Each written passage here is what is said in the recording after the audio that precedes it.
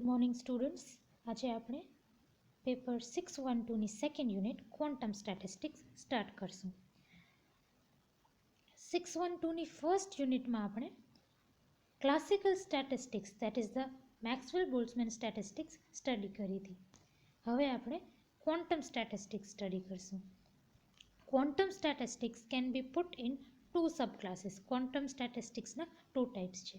એક છે બોઝ-આઇન્સ્ટાઇન statistics, next છે ફર્મી-ડિરાક statistics.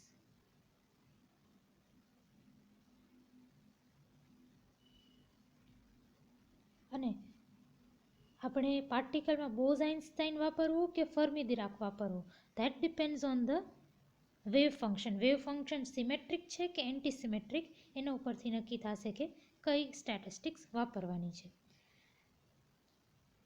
We'll study in detail about both these statistics. બંને બોઝ-આઇન્સ્ટાઇન અને ફર્મી-ડિરાકને આપણે ડિટેલમાં સ્ટડી કરશું ચેપ્ટરમાં. Now, Article 12.2 is development of quantum statistics. First of all, we see what are symmetric and antisymmetric wave functions. If on changing any pair of identical particles there is no change in sign of wave function, then the wave function is said to be symmetric. અગર તમારી પાસે R1, R2, R3, R4 up to Rn એવા n particles છે, એમાંથી તમે particle 1 અને 2ની position જ્યારે change કરો ત્યારે જો અહીંયા પહેલાં R2, R1 છે, અહીંયા R1, R2 છે, વિચ મીન્સ કે પોઝિશન ચેન્જ થઈ છે. R1 ને R2ની પોઝિશન ઇન્ટરચેન્જ થઈ છે. ઇન્ટરચેન્જ કરવા પછી પોઝિશન ઇન્ટરચેન્જ કરવા પછી તમારા વેવ ફંક્શનની સાઇન ચેન્જ ન થાય તો એને સિમેટ્રિક વેવ ફંક્શન કહેવાય. અગર ઇન્ટરચેન્જ કરીને કોઈ પણ એક પેરને જેમ R2, R1 આમ છે એને ઇન્ટરચેન્જ કરો તો R1, R2 થઈ જાય. તો અગર બે પાર્ટિકલને કોઈ એક pair of particle that is બે પાર્ટિકલને ઇન્ટરચેન્જ કરો અને અગર તમારા વેવ ફંક્શનની સાઇન ચેન્જ થઈ જાય તો આ જો સાઇન ચેન્જ થઈ રહી છે તો એને એન્ટી સિમેટ્રિક વેવ ફંક્શન કહેવાય. For particle having spin angular momenta integral or zero, wave function are symmetric. જે પાર્ટિકલ્સની સ્પિન એન્ગ્યુલર મોમેન્ટમ કાં તો ઝીરો હોય કાં integral multiples of h cut હોય દેટ ઇઝ h/2π, એ વેવ ફંક્શન્સ સિમેટ્રિક હોય. અને જે પાર્ટિકલની spin angular momenta odd half multiples of h હોય that is h/2, 3h/2, 5h/2 and so on, એવી રીતે ઓડ હાફ મલ્ટિપલ્સ હોય h કટના તો વેવ ફંક્શન્સ એન્ટી સિમેટ્રિક રહે. અને આ બે કન્ડિશન્સ માટે wave function symmetric and wave function antisymmetric, એ બંને કેસીસ માટે બે અલગ અલગ ક્વોન્ટમ સ્ટેટિસ્ટિક્સ ડેવલપ કરવામાં આવી છે. First is Bose Einstein statistics. Bose Einstein statistics એવા પાર્ટિકલ્સ જેની spin angular momenta NH cross હોય એને બોઝોન્સ કહેવાય. That is integral multiple of H cross.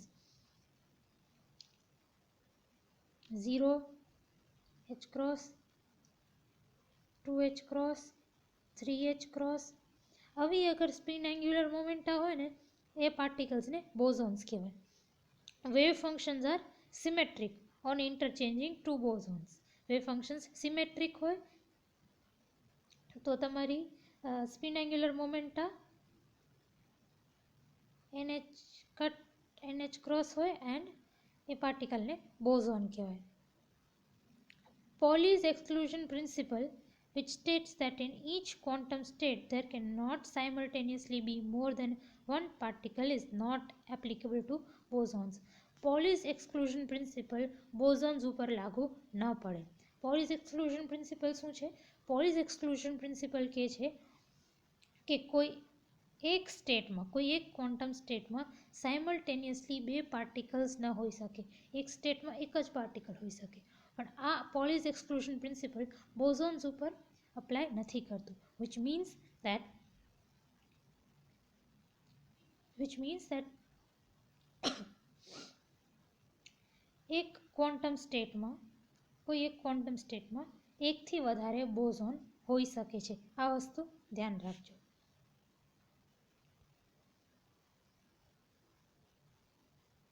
There is no upper limit to number of bosons in a given state. કોઈ upper limit નથી number of બોઝોન્સમાં. એવી એક quantum સ્ટેટમાં કેટલા પણ બોઝોન્સ હોઈ શકે. There is no upper limit.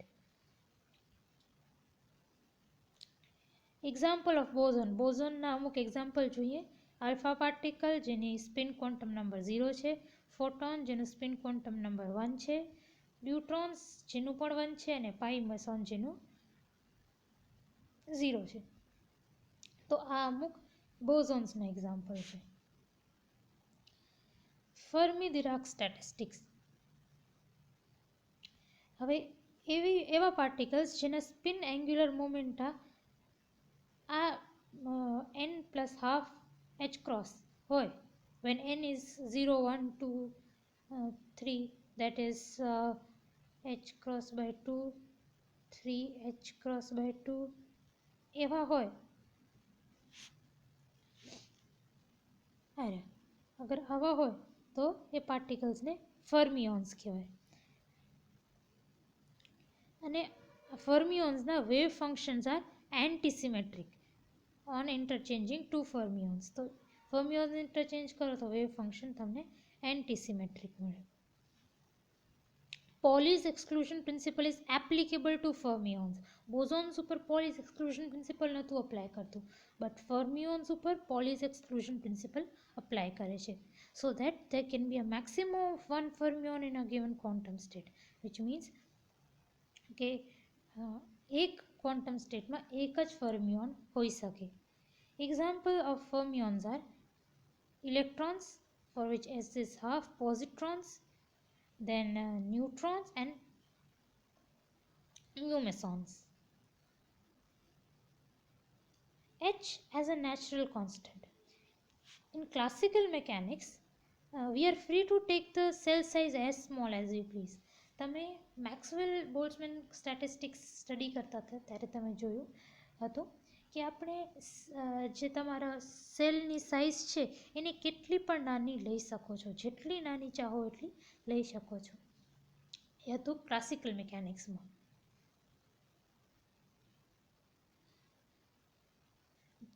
અગર બહુ નાની તમારી સાઇઝ થઈ જાય ફેસ સેલની તો નંબર ઓફ સેલ્સ વધી જાય. સેમ વોલ્યુમમાં અગર તમારી એક સેલની વોલ્યુમ ઓછું, જેટલો નાના નાના સેલ્સ, આ એક બોક્સ છે વિથ ડાયમેન્શન્સ v. આની અંદર મને ક્વોન્ટમ સેલ્સ બનાવવા છે, તો જેટલો નાનકડો મારો ક્વોન્ટમ સેલ છે એટલા વધારે ક્વોન્ટમ સેલ્સ આ સ્પેસમાં ફિટ થઈ શકે. વિચ મીન્સ કે જેટલો નાનો મારો સેલની સાઇઝ હોય એટલા નંબર ઓફ સેલ્સ વધી જાય. તો તમે મેક્સવેલ બોલ્ટ્ઝમેનમાં જેટલી we are free to take cell size as small as possible. જેટલી તમે સેલ સાઇઝ ઓછી કરો એટલા નંબર ઓફ સેલ્સ તમારા વધી જાય. નંબર ઓફ સેલ્સ એટલે number of quantum states, GI બહુ વધી જાય. which means કે occupation index ni/gi should be very less than 1, because મેં તમને કીધું gi બહુ મોટી વધારે વેલ્યુઝ થઈ જાય. Number of quantum cells, number of cells in the compartment વધી જાય.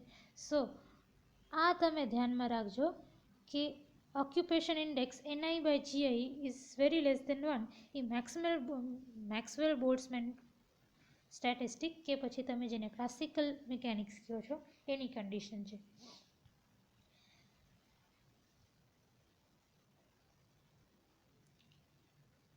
Now, all natural systems obey Heisenberg's uncertainty principle, and we are not free to choose the cell size as small as we like. Actually, બધી systems છે ને Heisenberg uncertainty પ્રિન્સિપલને follow કરે છે. So એકચ્યુઅલમાં we are not free to choose the cell size as small as we like. આપણે classical મિકેનિક્સમાં જ્યારે સ્ટેટિસ્ટિક્સ ડેવલપ કરતા હતા ત્યારે આપણે અઝ્યુમ કર્યું, but we can not do that, right? The size of a phase cell is fixed by nature through uncertainty principle as phase સેલની size કેટલી હોઈ શકે એ અનસર્ટનિટી પ્રિન્સિપલથી ખબર પડશે. અનસર્ટનિટી પ્રિન્સિપલ શું છે? Del P del x minimum is equal two H.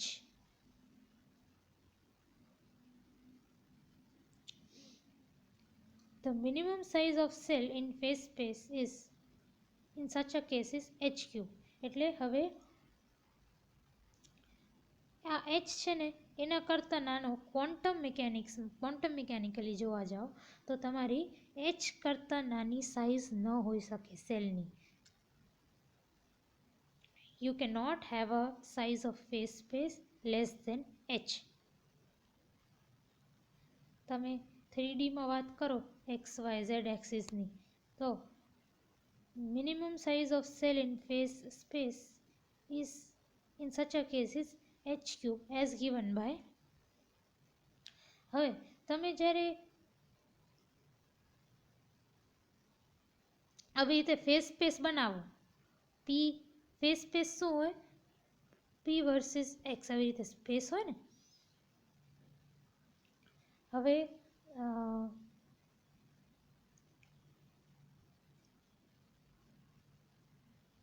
Coordinates કેટલા થાય?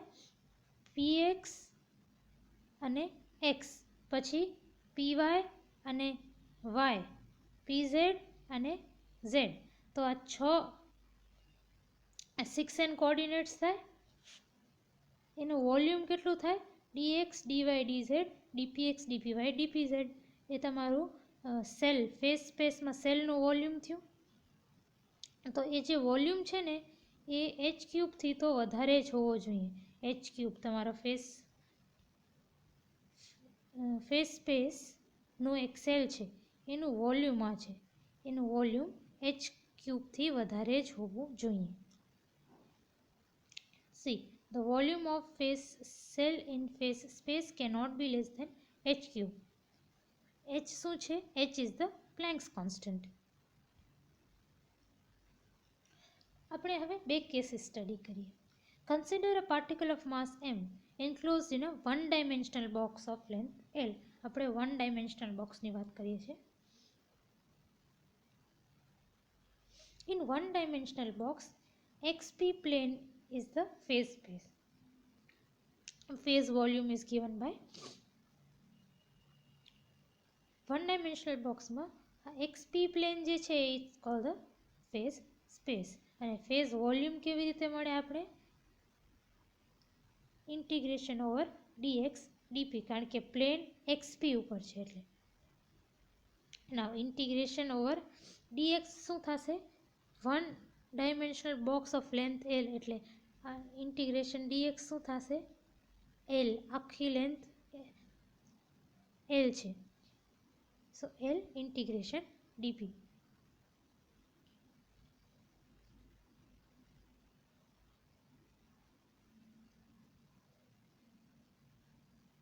નાવ આ ઇન્ટિગ્રેશન ડીપીને હું કઈ રીતે લખું? તમે જુઓ E is equal to P square by 2m છે, તો પી કેવું થશે? અંડરરૂટ 2me થશે. તો આ પીની જગ્યાએ l ઇન્ટુ અંડરરૂટ 2me લખી દીધું. The number of phase cells corresponding to this energy ranges. હવે 0 to E તમે એનર્જી રેન્જ લો તો નંબર ઓફ ફેઝ સેલ્સ કેટલા હશે એનામાં એ આપણે જોઈએ.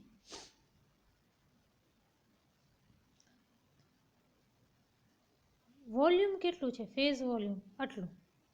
હવે આ વોલ્યુમમાં નંબર ઓફ સેલ્સ કેટલા હશે એ જોઈએ આપણે. એક ક્વોન્ટમ સ્ટેટિસ્ટિક્સમાં એક સેલનો સાઇઝ કેટલી હોય? h.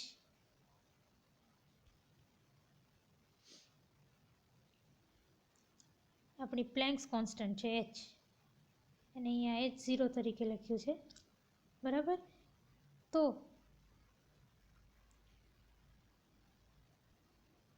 એક સેલની, બરાબર, તો √2mel માં કેટલા સેલ હશે? દેટ ઇઝ ક્રોસ મલ્ટિપ્લિકેશન કરો તો x is equal two l into √2me divided by h naught. That is x number of cells. Number of cells ને શું આપણે કહીએ છીએ? gi. So gi is equal to l√2me by h naught, where unit phase space volume is h naught, not h naught cube, as in 6-dimensional phase space. અહીંયા જ્યારે મેં તમને 6 n dimensional phase space ની વાત કરી હતી ત્યારે મેં તમને કીધું હતું કે px અને x હશે, py y હશે, pz z હશે. એ 6 n dimensional phase space ની વાત કરતા હતા. અહીંયા આપણે આપણે ખાલી 1 dimension ની વાત કરીએ છીએ, એટલે h naught રહેશે phase space, h cube નહીં આવે. As an example, एक particle consider करो with mass 2 × 10⁻⁻24 ग्राम અને એ 1 dimensional box માં છે with length 10⁻³ centimeter. Now, if h0 is set at 10⁻26 erg per second, अगर તમે h ને h0 ને 10⁻26 erg per second ઉપર સેટ કરો, then 0 to 10⁻12 erg ની એનર્જી રેન્જમાં number of phase cells would B.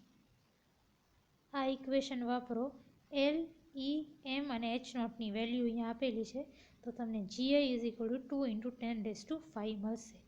This means that the variation of energy within one cell would be nearly 1 in 2 × 10⁵ of the total energy. Moreover, the number of microstates in the energy range delta E is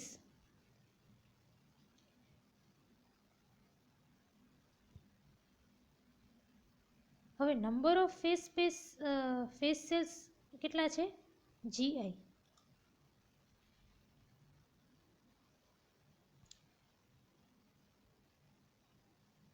તો energy range delta ઈમાં number of microstates કેટલા હશે?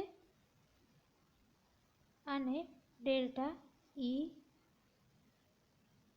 આઈ સાથે multiply કરી દો, delta E not સાથે, sorry, અહીંયા delta એ જે છે એને અને ડેલ્ટા ઈ નોટ સાથે મલ્ટીપ્લાય કરી દો, તો તમારા નંબર ઓફ માઇક્રોસ્ટેટ્સ આવી જશે.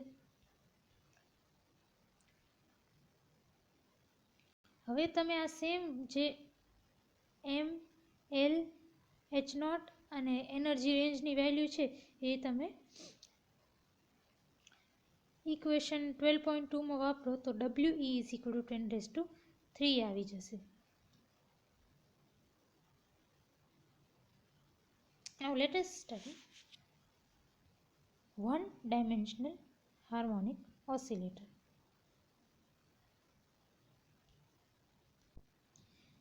In a black body enclosure, the equilibrium between walls and radiation can be obtained only if the walls contain electrical oscillator of some kind. एक black body radiator શું કરે? एक्चुअली રેડિયેશન્સ એમિટ કરે. રેડિયેશન્સ એટલે શું હોય? Radiations are of the form of electromagnetic waves. હવે black body એન્ક્લોઝરમાં equilibrium ક્યારે આવી શકે? ત્યારે આવી શકે જ્યારે equilibrium in a black body enclosure, the equilibrium between the walls and radiations can be obtained only if the walls contains electrical oscillators of some kind. એટલે તમે વિચારો કે રેડિયેશન બ્લેક બોડી એન્ક્લોઝર છે એ જાતે કંઈક રેડિયેશન એમિટ કરે છે which are electromagnetic waves. Now equilibrium થવા માટે શું હોવું પડે કે મારા બ્લેક બોડીની જે મારો આ જે બ્લેક બોડી છે એની વોલ્સ પણ કોઈક ટાઈપનું ઇલેક્ટ્રિકલ ઓસિલેટર હોવું જોઈએ. એટલે આ અંદરથી જે રેડિયેશન્સ આવે છે એ તો ઇલેક્ટ્રોમેગ્નેટિક વેવ્સ છે જ, ઓસિલેટરી છે જ, ઇલેક્ટ્રોમેગ્નેટિક વેવ્સ છે એટલે ઓસિલેટરી છે જ. અને એના સાથે ઇક્વિલિબ્રિયમ મેન્ટેન કરવા માટે મારા બ્લેક બોડીની જે વોલ્સ છે ને એ પણ સમ કાઇન્ડ ઓફ ઇલેક્ટ્રિક ઓસિલેટર હોવું જોઈએ, તો જ એનું ઇક્વિલિબ્રિયમ બને. એને સિમ્પ્લિસિટી માટે for study purposes let us consider a mechanical one-dimensional harmonic oscillator. Let m be its reduced mass and p be the momentum at any instant and force constant is c. આ તમને ખબર છે p is equal to mv, that can be written as m dx by dt. Potential of oscillator is equal to half cx square. તમને ખબર છે potential of oscillator આવી રીતે half kx square તરીકે લખતા હતા, where k was a force constant. અહીંયા force constant આપણે c વાપર્યો છે. Kinetic energy of oscillator is half mv square, that can be also written as p square by 2m. Total energy કેટલી હોય? Potential plus kinetic energy, that is half cx square plus p square by 2m. So, and again the frequency of oscillation is given by, આ પણ તમને ખબર છે frequency of oscillation કેવી રીતે મળે?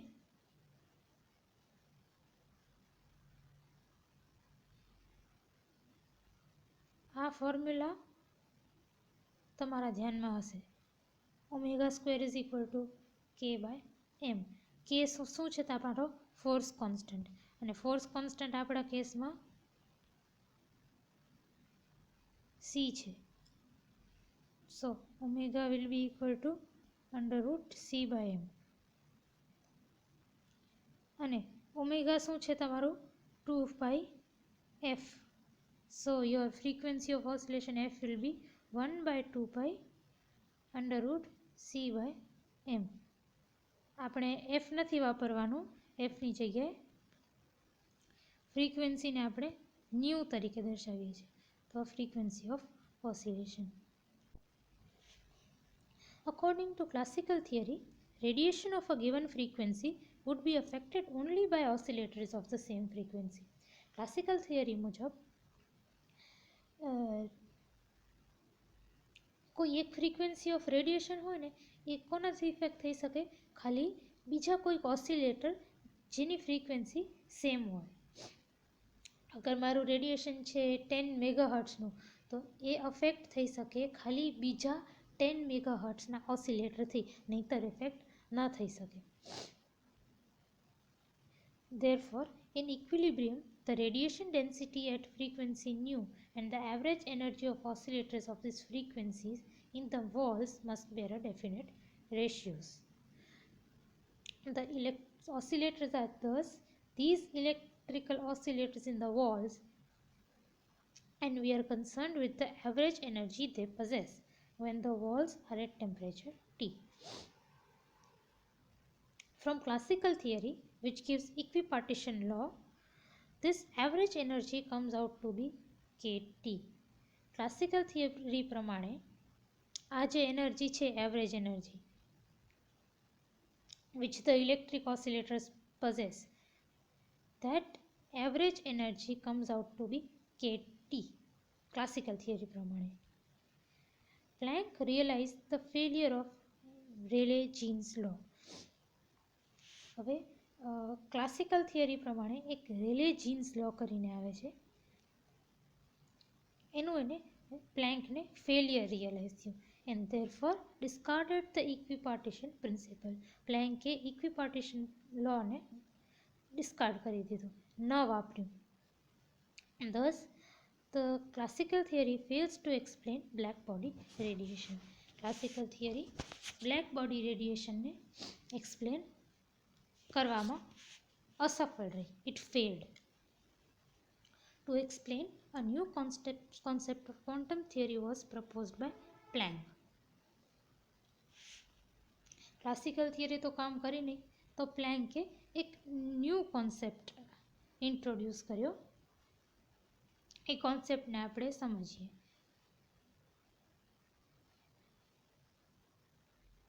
Consider the px phase space for such an oscillator. આ તમારો xp ફેઝ સ્પેસ છે. px ફેઝ સ્પેસ જો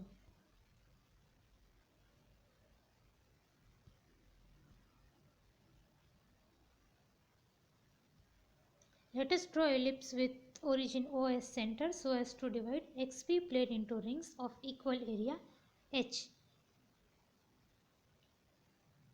This ellipse is numbered O and the others are numbered 1, 2, 3 up to n. Okay.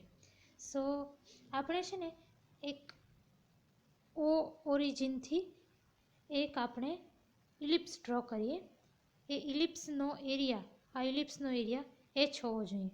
આ ઇલિપ્સનો area h હોવો જોઈએ.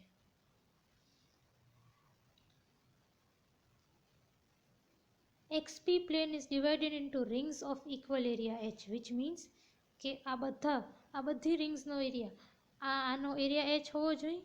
પછી આ જે રિંગ બને છે આનો એરિયા પણ h હોવો જોઈએ. આ રિંગ બને છે આનો પણ એરિયા h હોવો જોઈએ. તો એ રીતે આપણે ઇલિપ્સ બનાવવાનો છે.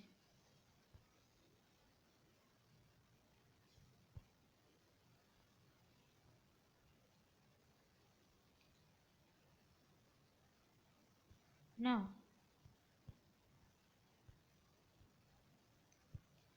ઇક્વેશન 1 ઉપર ધ્યાન આપો. ઇક્વેશન 1માં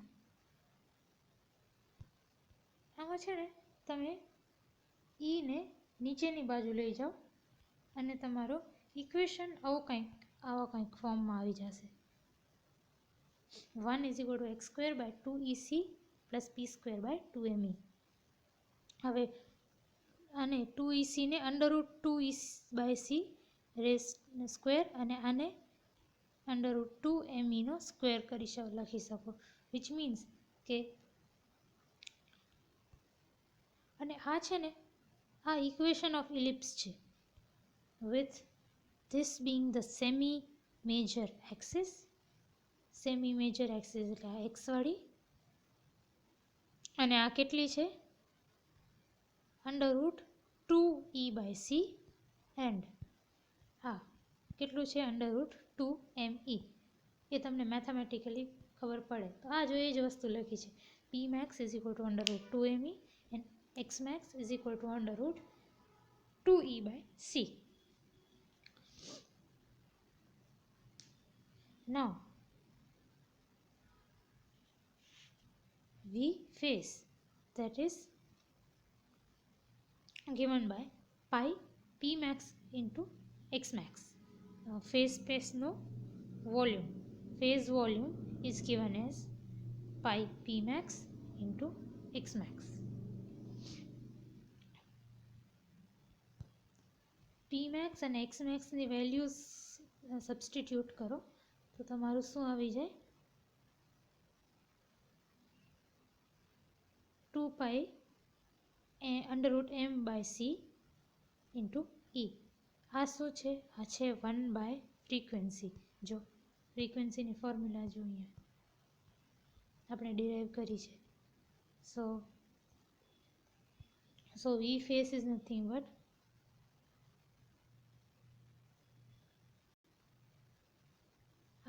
આ શું છે? This is nothing but 1/ફ્રીક્વન્સી. તો V phase is nothing but E/frequency, E/nu.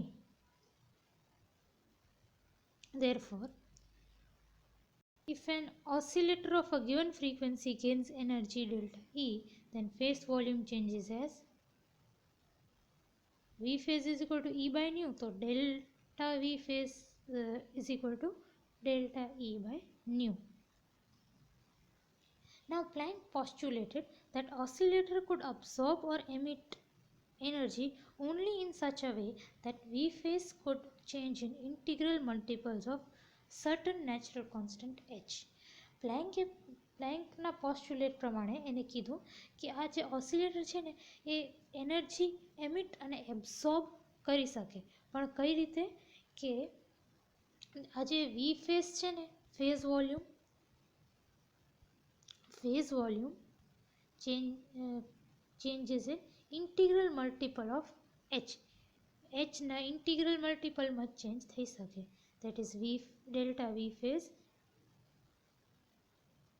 V phase એટલે શું? ફેઝ ચેન્જનું ફેઝ વોલ્યુમનું ચેન્જ, અને એ ઇન્ટિગ્રલ મલ્ટિપલ જ હોઈ શકે એચનું. That is r h. આરને શું હોવું ખપે? Integer. Delta V phase is equal to delta E by nu. તો વી ફેઝની જગ્યાએ delta E by nu put કરો, ન્યુને આ બાજુ લઈ જાઓ, તો delta E is equal to RH nu. In general, the energy state is now given by En is equal to NH nu.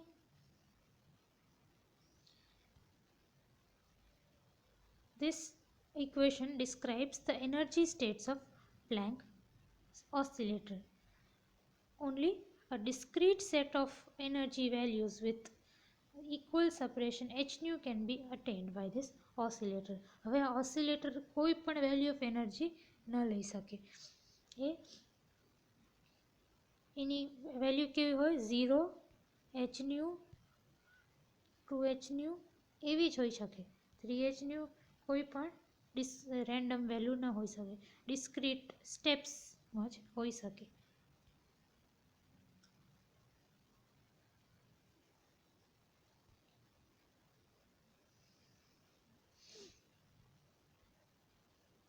Indistinguishability of particles and its constituencies. હવે Maxwell Boltzmann થી different કેમ પાડે છે quantum statistics. Maxwell બોલ્ટ્ઝમેનમાં particles were treated as distinguishable, but quantum સ્ટેટિસ્ટિક્સમાં એ બોઝ-આઇન્સ્ટાઇન હોય કે પછી ફર્મી ડિરાક હોય, particles are treated as indistinguishable. એટલે તમે ડિસ્ટિંગ્વિશ ના કરી શકો, બે પાર્ટિકલને જુદા ના પાડી શકો. હવે જોઈએ કે પાર્ટિકલને જુદા ન પાડી શકવાથી શું થાય. ધારો કે આપણી પાસે કોઈ બે પાર્ટિકલ છે પી ક્યુ, એને આપણે જુદા પાડી શકીએ છીએ, ભલે આઈડેન્ટિકલ છે બટ દે આર ડિસ્ટિંગ્વિશેબલ. આપણે એને એકબીજામાંથી અલગ અલગ કહી શકીએ છીએ. Okay,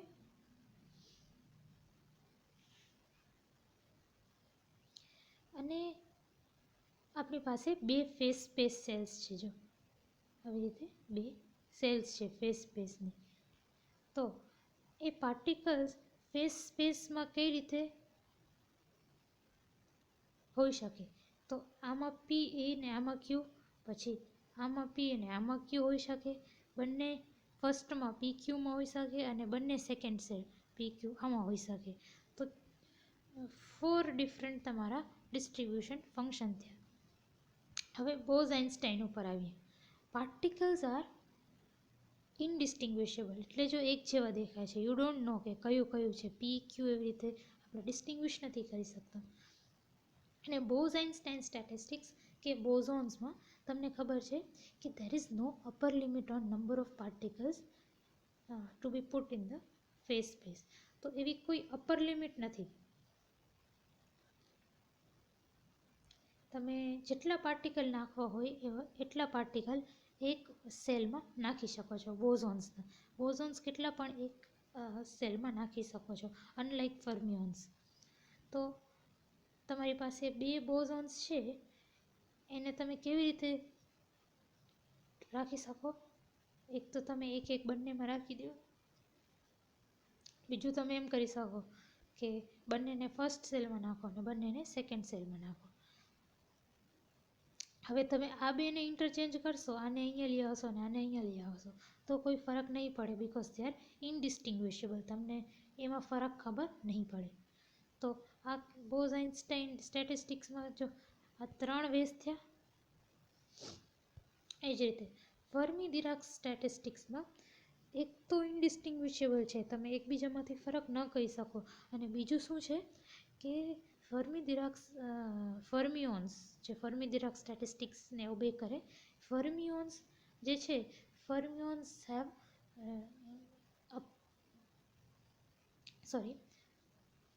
ફર્મિયોન્સ obey Pauli's exclusion principle also. Pauli's exclusion principle શું કહે છે કે એક ક્વોન્ટમ સ્ટેટમાં એક જ પાર્ટિકલ હોવું જોઈએ. તો એ રૂલ ફોલો કરે છે. એટલે ફર્મી-ડિરાક પાસે શું ચોઈસ બચી? ખાલી એક અહીંયા ને એક અહીંયા. આ ને આ તો એ કરી ન શકે.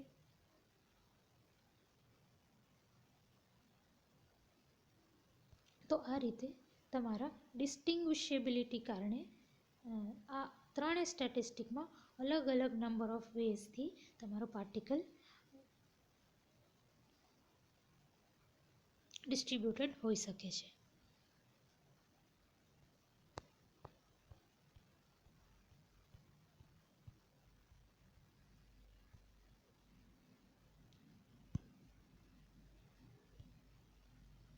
Uh, 12.5 Bose-Einstein distribution law. Now, Bose-Einsteinના basic postulates study કરીએ. Number 1, particles of system are identical and indistinguishable. Bose-Einsteinના particles identical હોય, એક જેવા હોય, અને indistinguishable હોય, તમે distinguish ના કરી શકો એકબીજામાંથી. Then any number of particles can occupy a single cell phase space. મેં તમને જે રીતે કીધું કે બોઝ-આઇન્સ્ટાઇન સ્ટેટિસ્ટિક્સ પોલીસ એક્સક્લુઝન પ્રિન્સિપલને ફોલો નથી કરતી. તો કેટલા પણ નંબર ઓફ પાર્ટિકલ્સ હોઈ શકે એક ફેઝ સ્પેસ એક સેલમાં. જો અહીંયા એક સેલમાં 2 છે, એવી રીતે 3, 4 કાંઈ પણ હોઈ શકે. The size of cell can not be less than h3. h3થી નાનકડો સેલ ન હોઈ શકે. h શું છે? પ્લેન્ક્સ કોન્સ્ટન્ટ છે. Number 4, the number of phase space cells is comparable with the number of particles, that is the occupation index Ni/Gi is 1. તો Bose-Einstein સ્ટેટિસ્ટિક્સમાં occupation index Fe Ni/Gi is 1. Maxwell બોલ્ટ્ઝમેનમાં યાદ હોય તમને, તો Ni/Gi was very less than 1. આ chapter start કર્યું ત્યારે આપણે જોયું કે ક્લાસિકલ સ્ટેટિસ્ટિક કે જેને આપણે મેક્સવેલ બોલ્ટ્ઝમેન કહીએ એમાં Ni/Gi was very less than 1. પણ Bose-Einsteinમાં Ni/Gi equal to 1. Bose-Einstein statistics is applicable to particles with integral spin momentum in units of h/2πr. તો આપણે જોયું, and all particles which obey Bose-Einstein statistics are called bosons. જે particle બી સ્ટેટિસ્ટિક્સને follow કરે એને bosons કહેવાય.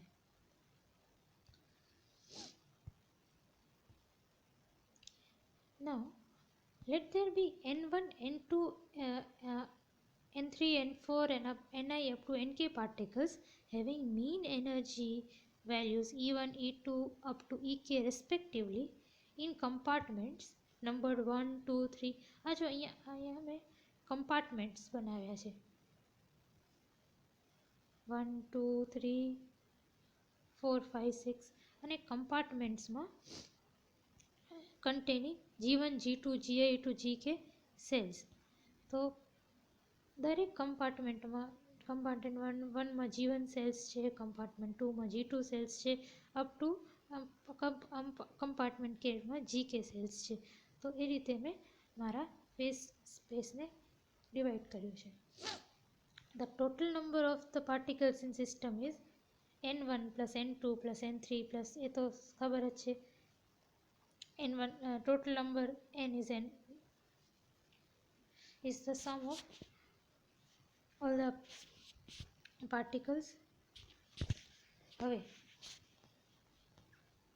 અહીંયા છે ને અહીંયા લખ્યું છે number of ways in which Ni particles are to be distributed in Gi cells in the ith compartment is given by Wi is equal to Ni plus Gi minus 1 divided by Ni factorial into Gi minus 1 factorial. હવે આ કઈ રીતે આવ્યું ને એ આપણે સમજીએ.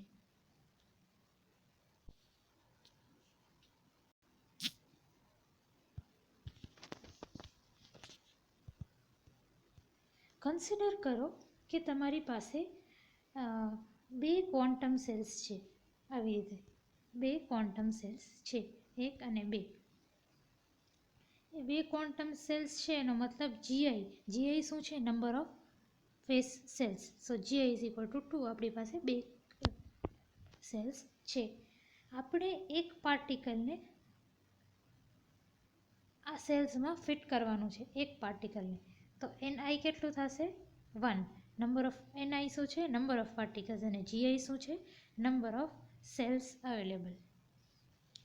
તો આ એક પાર્ટિકલને અગર મને બે સેલ્સમાં ફિટ કરવું હોય તો એ કયા કયા વેઝમાં થઈ શકે? આમ થઈ શકે, કાં તો મારું પાર્ટિકલ ફર્સ્ટ સેલમાં હોય, કાં તો મારું પાર્ટિકલ બીજા સેલમાં હોય. હમણાં હું બોઝોન્સની વાત કરું છું.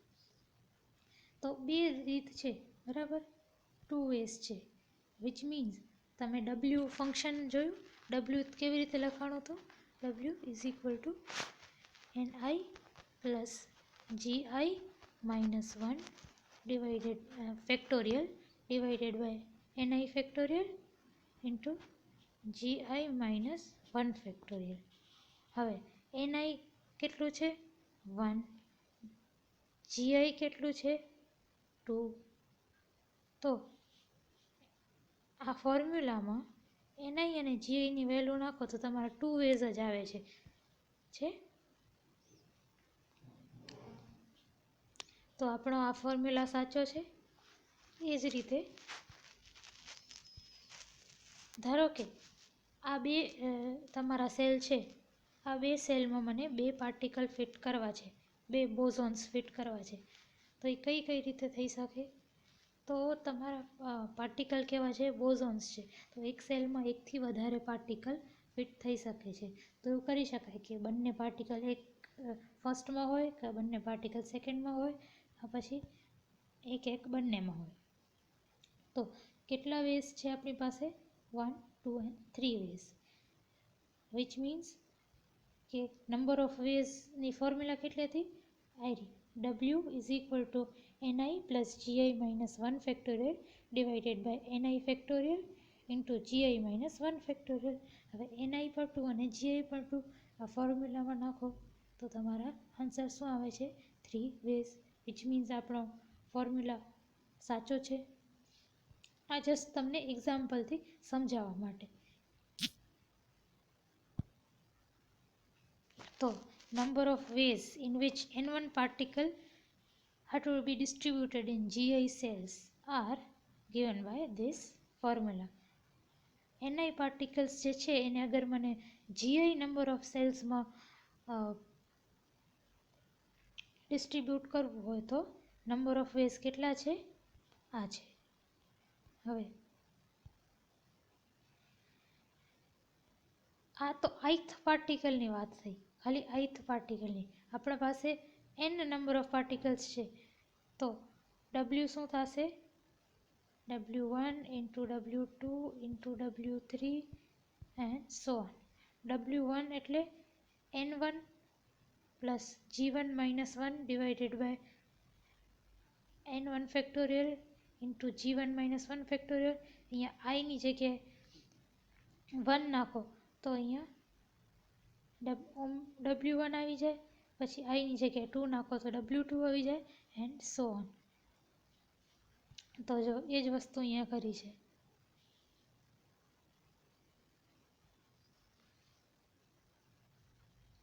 નાઉ આને છે ને મેં એઝ અ પ્રોડક્ટ લખી દીધું છે. Product, this is the sign of product. એટલે આ વેલ્યુ જે છે એને આપણે પ્રોડક્ટ કરીએ છીએ. કેવી રીતે પ્રોડક્ટ કરીએ છીએ? I is equal to 1 to k. અહીંયા જો I જ ચેન્જ થાય છે. N1 N2 N3 એ રીતે I ચેન્જ થાય છે. તો તમારું W આ થઈ ગયું. W શું છે? Number of ways in which your particles can be distributed. Pi denotes the multiplication, as you know. Now, the most probable microstate.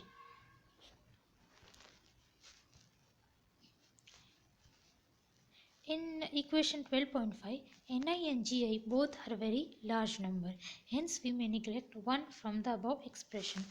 આ એક્સપ્રેશનમાં છે ને n પ્લસ જી માઇનસ 1 છે.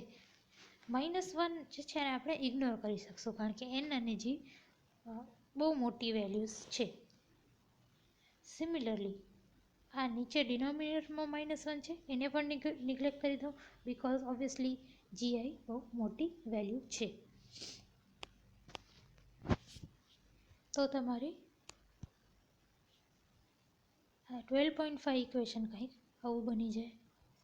Taking natural log on both side, બંને બાજુ natural log ln લ્યો તો આ થઈ જાય ln w. આ જે તમને ખબર છે લોગ લ્યો ત્યારે મલ્ટિપ્લિકેશનની સાઇન સમેશનમાં બદલી જાય. દેન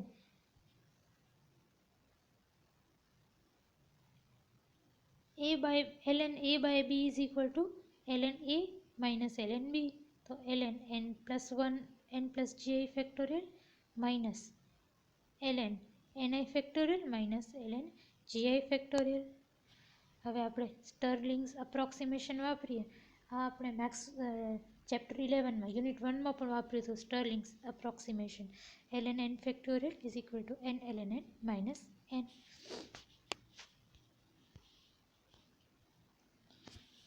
હવે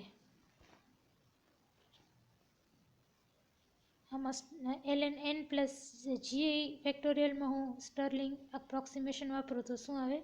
ni plus gi into ln ni plus gi minus ni plus gi. આનામાં વાપરું ln ni ફેક્ટોરિયલ, એ તો ln ni ફેક્ટોરિયલમાં સ્ટર્લિંગ અપ્રોક્સિમેશન વાપરું તો શું આવે? Minus ni ln ni plus ni. ln gi ઉપર સ્ટર્લિંગ અપ્રોક્સિમેશન વાપરું તો શું આવે? Minus gi ln gi plus gi. આ ત્રણેયમાં મેં સ્ટર્લિંગ અપ્રોક્સિમેશન વાપર્યું.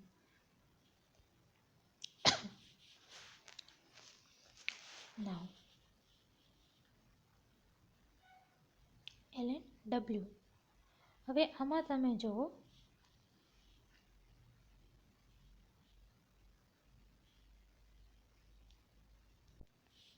હવે minus ni plus ni minus gi plus gi cancel. બચશે શું? ખાલી આટલું બચશે. નાઉ મોસ્ટ પ્રોબેબલ સ્ટેટ કયું હોય? જેનું જેમાં આપણે ડિફરન્સિએશન કરી અને 0 પુટ કરી દેતા હતા. આપણે મેક્સવેલ બોલ્ટ્ઝમેનવાળા ચેપ્ટરમાં કરતા હતા ને, આપણે w લીધું પછી w મેળવ્યું પછી log w લીધો અને log w નો ડિફરન્સિએશન કર્યો d log w અને એને 0થી ઇક્વેટ કરી નાખ્યું. એ જ વસ્તુ આપણે અહીંયા પણ કરીએ છીએ. ln w લીધું, ln w નું આપણે ડિફરન્સિએશન કર્યું ડેલ્ટા ln w અને એને 0થી ઇક્વેટ કરી દીધું. સૌથી પહેલાં delta ln w find out કરીશ. તો આ ઇક્વેશનમાં મને ડેલ્ટા કરવાનો છે. તો આ સમેશનની સાઇન તો એમને એમ રહેશે. આના ઉપર આને ડિફરન્શિએટ કરવાથી શું આવશે? Delta ni into ln ni plus gi plus આને કોન્સ્ટન્ટ રાખીને આને ડિફરન્શિએટ કર્યો પ્લસ હવે શું કરીશ કે હું આને કોન્સ્ટન્ટ રાખીશ અને આને ડિફરન્શિએટ કરીશ. That is ni plus gi અને આને ડિફરન્શિએટ કરું ln ni પ્લસ gi નું ડિફરન્શિએશન શું થાય? 1 by ni plus gi into del ni તો છે જ. આનું ડિફરન્શિએશન કરો તો તમારું કેવું આવે? Minus del ni ln ni minus ni by ni del ni. હવે જીઆઈ એલએન જીઆઈમાં કોઈ એનઆઈ વાળી ટર્મ નથી. તો એનું ડિફરન્સિએશન 0 થશે. એનું તમે આનું કંઈ નહીં આવે.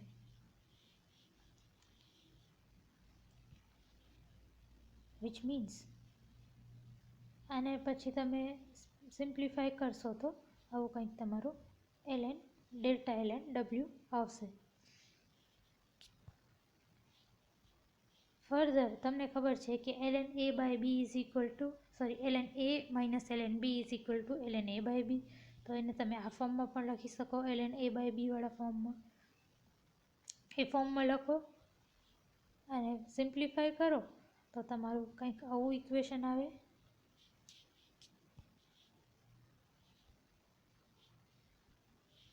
or this equation 12.8.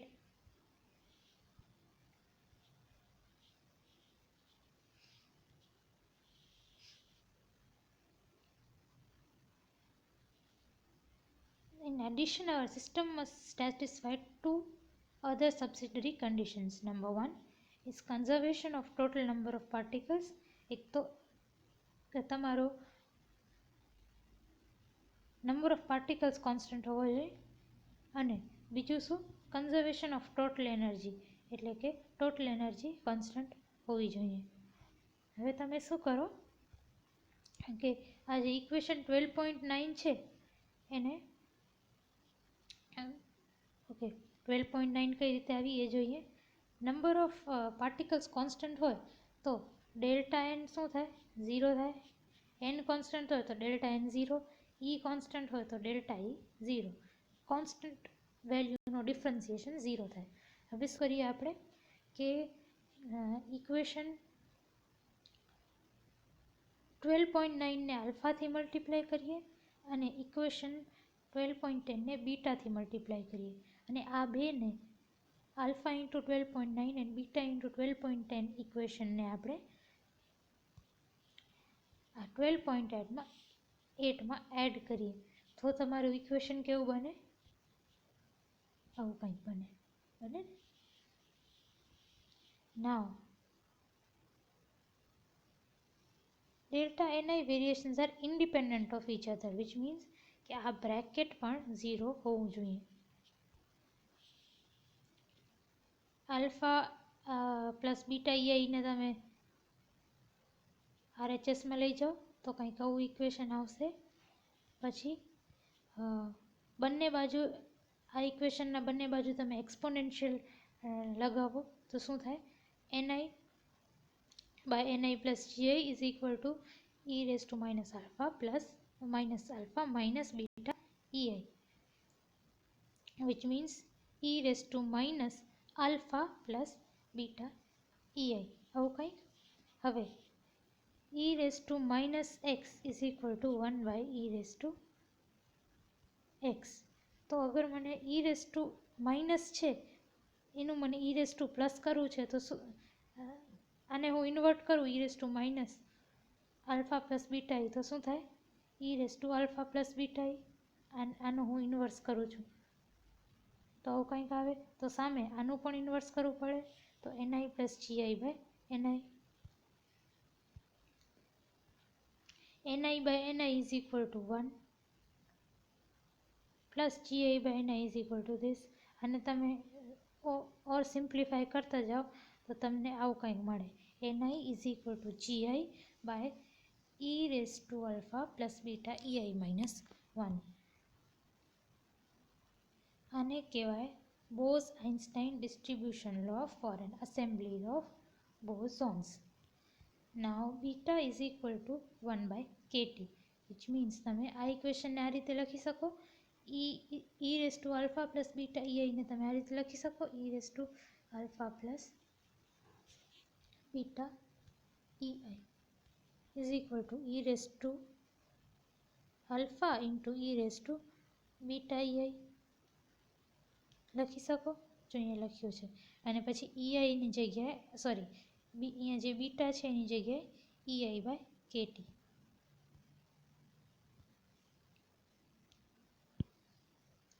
Now, Bose Einstein energy distribution function. તો તમે તમારું FE શું છે? That is your average number of particle per quantum state. આપણે લાસ્ટ ચેપ્ટરમાં જોયું હતું. FEI is equal to NI/GI. હવે આ GI ને તમે નીચેની બાજુ લઈ જાઓ તો FEI કેવો બનશે? FEI આ ઇક્વેશન જો, આમાંથી તમે GI ને નીચે લઈ જાઓ, અહીંયા NI ની નીચે, તો તમારું આ ઇક્વેશન 12.3 કેવું થઈ જશે? કંઈક આવું થઈ જશે.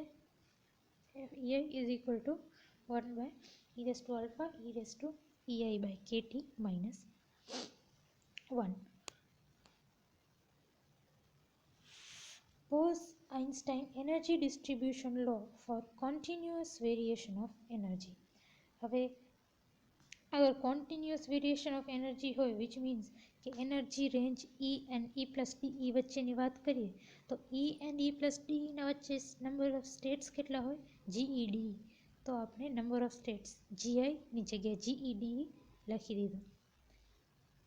તો નંબર ઓફ સેલ્સ કેટલા છે? GeD. તો એ જ રીતે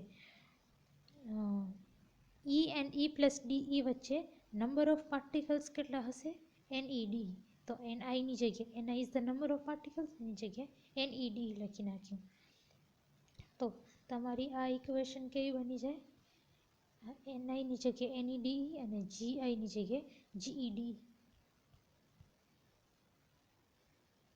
તો તમારી ઇક્વેશન આવી કંઈક બની જાય. GE is called the density of states. આ ક્વોન્ટિટી GE ને શું કહેવાય? Density of states. Now for a system consisting of free particles with no spin, GeD is given by. હવે લાસ્ટ ચેપ્ટરમાં એટલે કે યુનિટ 1માં આપણે 11.26b એક ઇક્વેશન જોઈ હતી, જેમાં આપણે જોયું હતું કે density of GeDE free particles માટે કેટલી હોય? ફ્રી પાર્ટિકલ્સ કયા? નો સ્પિન, વિથ નો સ્પિન. તો એ ઇક્વેશન આપણે જોઈ હતી GeDE ની. હવે આ GeDE ની વેલ્યુ તમે અહીંયા પુટ કરો તો તમને શું મળે? NEDE ની value, which means this is આપણે આ ઇક્વેશન 12.18 મળે. This is Bose-Einstein energy distribution law for continuous distribution of energy among particles with no spin.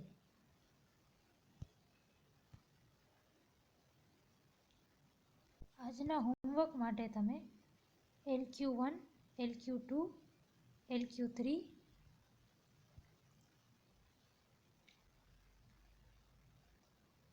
LQ5 લ્યો, અને શોર્ટ ક્વેશ્ચન્સમાં SQ2, SQ3, SQ4 અને SQ5 આ આજના હોમવર્ક માટે લઈ લો.